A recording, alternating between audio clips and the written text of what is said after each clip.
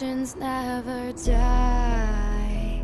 When the world is calling you, can you hear them screaming out your name? Legends never die. They become a part of you. Reach out, touch faith.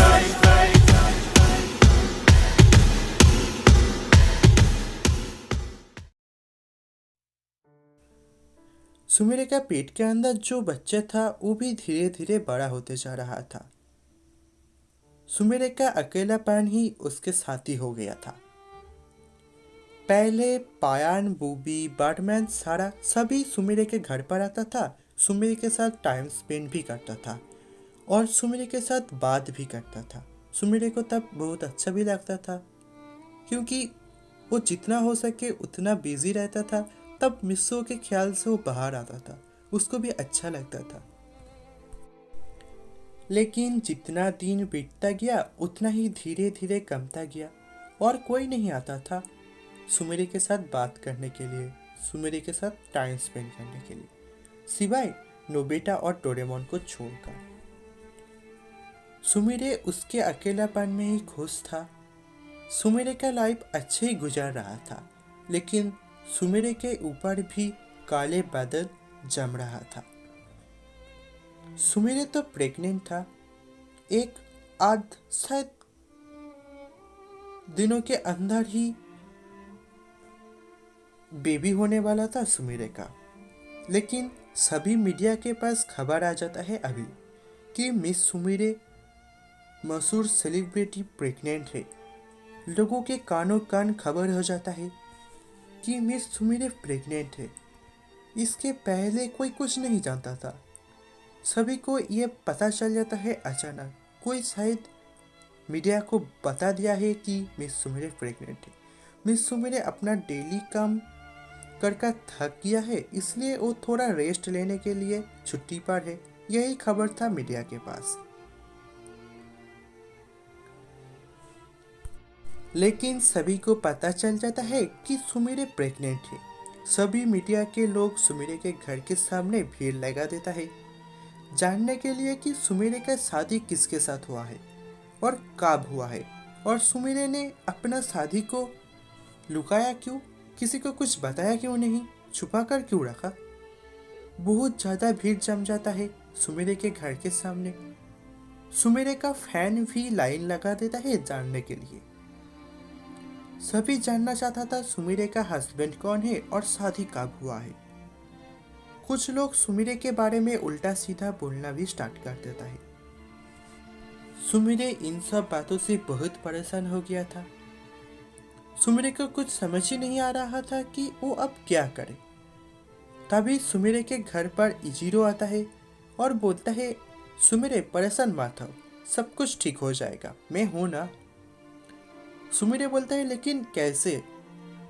अब कुछ भी ठीक होने का हालत में नहीं है, सब कुछ बिगड़ गया है, अभी कुछ ठीक नहीं हो सकता है। इजीरो कुछ देर बाद बोलता है, मेरे पास एक प्लान है, तुम बाहर जाकर बोलना तुम्हारी शादी परमैन के साथ हुआ है। सुमिरे बोलता है, लेकिन मिसुओ तो यहाँ पर नहीं है। इजीरो बोलता है, तो क्या हुआ, मैं हूं ना, तुम बाहर जाकर बोलना कि तुम्हारी शादी परमैन के साथ हुआ है। और कौन देखने जाएगा परमैन सेट के अंदर कौन है, किसी को तो कुछ पता ही नहीं चलेगा, मैं हूँ या मित्सुओ हूँ, लोगों को लगेगा तो वो परमैन ही है। सुमिरे इजीरो के बात सुनकर ही ना बोल देता है। सुमिरे ये सब काम नहीं कर सकता था क्योंकि वो सिर्फ और सिर्फ मित्सुओ को ही प्यार कर सकता है और किसी को नहीं। सुमिरे इजीरो को यहाँ से चले जाने के लिए बोलता है। इजीरो थोड़ा उदास होकर वहाँ से चला जाता है।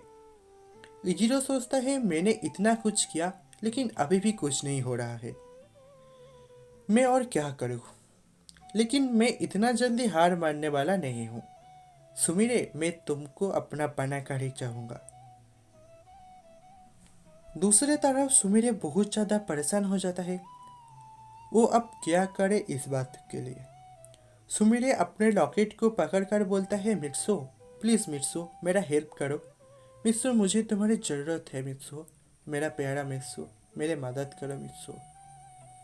सुमिरे के घर के सामने भीड़ कुछ ज़्यादा ही बढ़ जाता है।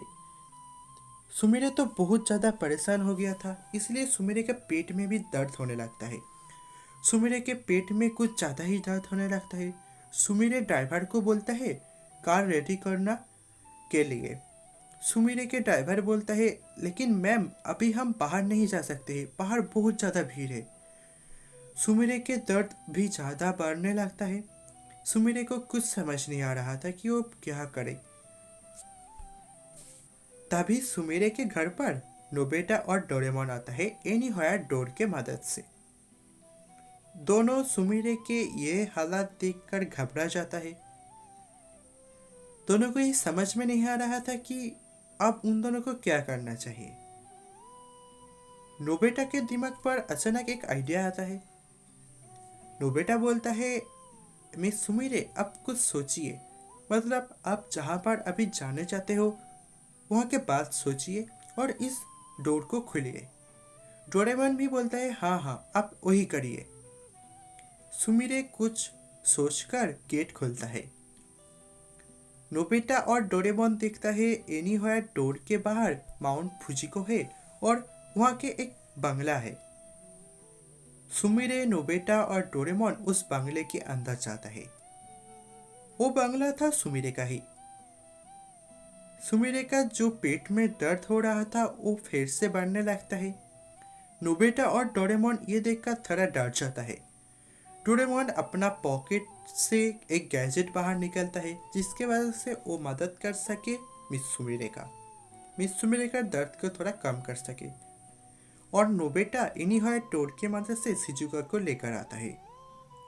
डोरेमोन के गैजेट बोलता है सुमिरे के बेबी होने वाला है कुछ पलों के अंदर ही। सुमिरे बेड पर लेटा हुआ था। नोबिता और डोरेमोन भी था वहां पर ही और शिजुका भी था। शिजुका बोलता है तुम दोनों अभी इस रूम से बाहर जाओ। नोबिता बोलता है क्यों, क्या बात है? शिजुका बोलता है क्या नोबिता, तुम भी ना, यहाँ पर लड़की है, तुम दोनों तो लड़की नहीं हो और यहाँ पर लड़की का ही काम चल रहा है, तो तुम दोनों को बाहर जाना पड़ेगा। नोबिता बोलता है ठीक है मैं बाहर चला जाता हूँ। लेकिन डोरेमोन तभी भी वहाँ पर खड़ा रहता है। शिजुका मुंह फुलाकर गुस्सा होकर डोरेमोन की तरफ देखता है। डोरेमोन बोलता है लेकिन मैं तो रोबोट हूँ, मेरा क्या?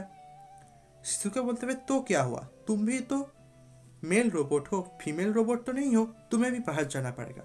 और शिजुका डोरेमोन को भी बाहर निकाल देता है। नोबिता और डोरेमोन रूम के बाहर ही वेट करता है। सुमिरे का दर्द भी बढ़ जाता है। सुमिरे के आंखों के सामने अब सिर्फ मित्सुओ के फेस ही आ रहा था और मित्सुओ के साथ बिताया हुआ पालो ही आ रहा था। सुमिरे का दर्द बहुत ज़्यादा बढ़ गया था।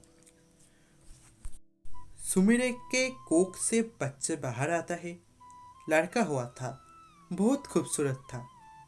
नोबिता और डोरेमोन घर के अंदर जाता है। डोरेमोन और नोबिता बच्चे को देखकर ही बहुत खुश होता है क्योंकि सच में बच्चे को बहुत क्यूट दिखा रहा था, क्योंकि वो बच्चा सुमिरे और मित्सुओ का जो था बेबी को बहुत प्यारा दिखा रहा था। सभी बच्चे माँ के पेट से बाहर आकर रोता है, लेकिन ये तो हंस रहा था। शायद इसको तो लाइफ में आगे जाकर बहुत सारे दर्द के सामना करना पड़ेगा, इसलिए शायद वो हंस रहा था अभी।